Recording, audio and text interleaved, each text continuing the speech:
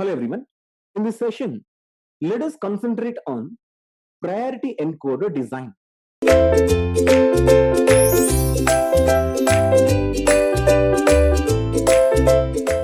We have already seen how the parallel priorities can be taken, but here the most important factor is how the priority encoder is going to work, how it is going to identify the highest prioritized device's interrupt, how the priority encoder is going to get designed.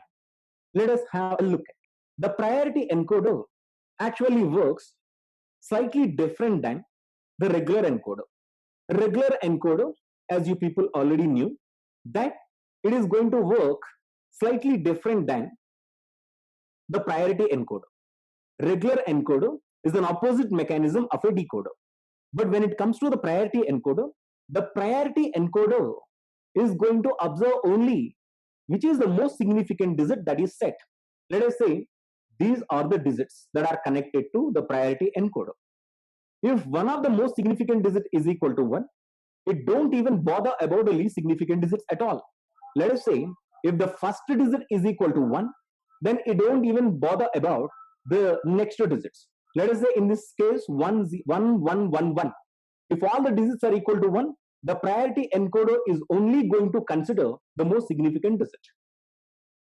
And if the most significant digit is equal to 0, then it observes the least significant digits, which is the most significant digit that is going to be set in the remaining digits.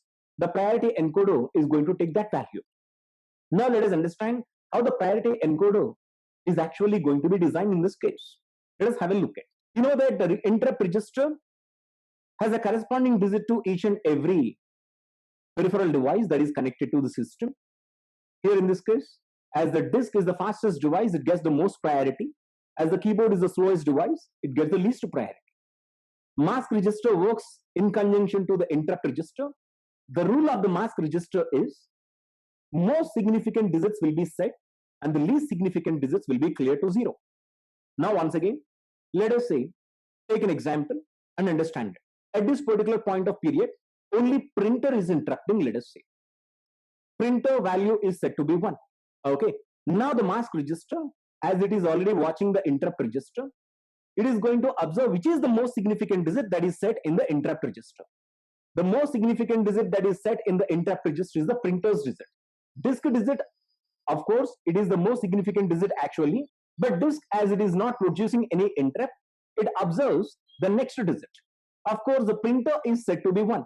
As the printer is set to be 1, the mask register is going to put a 1 in the corresponding digit to the printer. So this digit will be equal to 1.